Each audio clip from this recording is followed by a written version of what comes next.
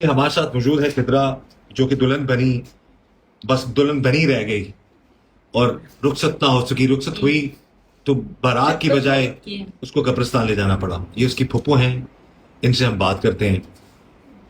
आप बताइएगा जी, आप सिद्रा की बड़ी फुप्पो हैं? नहीं, छोटी हूँ, सबसे छोटी हूँ। मेरी बीच वाली बहन हैगी, उसके बच्चे हैं। सबसे सारा दिन यहीं बैठे रहे, मामू के साथ खुशहाल रहे, मामू को तसल्लियाँ देते रहे कि ये काम हम करवाएंगे। मामू आप मुदस्सिर की बात कर रही हैं, जो आपकी बहन का बेटा है? जी, उसकी बात कर रही हूँ। आपका जो भांजा लगता है? जी, भांजा लगता है। और जो सिद्रा का कातिल भी है? सिद्रा का कातिल भी है। भाई ने कहा कि खाना खाओ, उसने कहा मामू खाना खा के आए। भाई ने फिर मिन्नत करी खाना खाओ यहाँ। कह रहे क्यों, आप काम बताए हमें। भाई ने यही कहा कि मेरा काम सारा हाल में ही होएगा, मैंने सिर्फ भाई सारा इंतजाम वो ही करेंगे, हमने कोई काम नहीं करना, हमने इस्तकबाल के लिए खड़ा होना, फूल लेने हैं वहाँ से।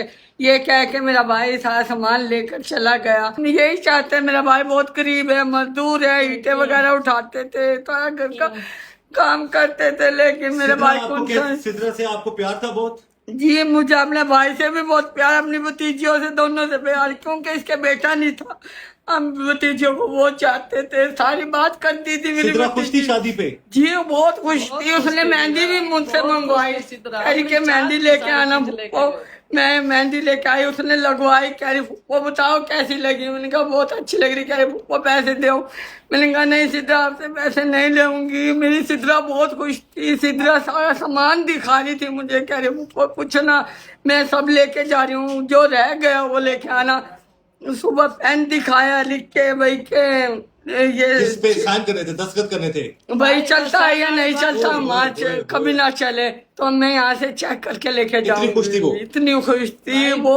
और हाँ, मेरे बच्चे वगैरह सब छेड़े उसे कि सिद्रा हम आपका खाना पहुँचाएंगे, नाश्ता वगैरह जैसे सुबह के टाइम लेके जाते हैं कि हम खाना पहुँचाएंगे, लेकिन हमारी कोई खुशी पूरी नहीं होने देगी।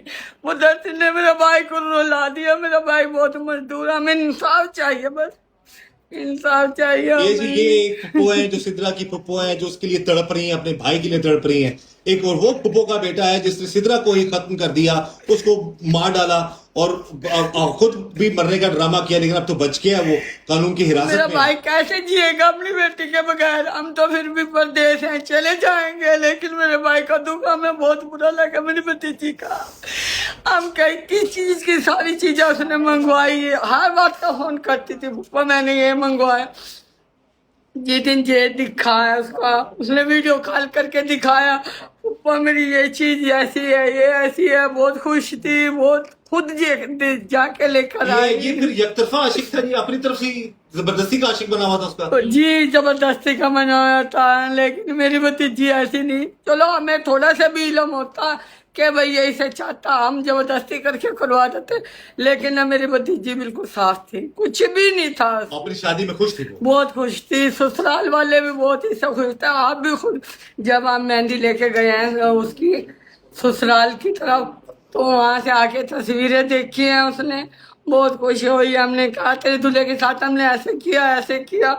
बहुत मुस्कुराई, बहुत अच्छी लगी हमें। अब क्या अपील करेंगे आप इस सारे मामले में? मेरे भाई को इंसाफ चाहिए। मेरा भाई अकेला, मेरा भाई मजदूर आदमी, पता नहीं उसने जेल किस तरह जोड़ा, किस तरह करा उसने अपनी मेहनत कर करके। इंसाफ चाहिए हमें। ये भी इंसाफ की मुतलाशी है और ये भी कह रही है इनके भाई को इंसाफ मिलना चाहिए। हालांकि जो कातिल है उनकी बहन का बेटा है, लेकिन वो चाहती है कि इनके भाई की बेटी के साथ जो जुल्म है उसका इंसाफ इनको मिलना चाहिए।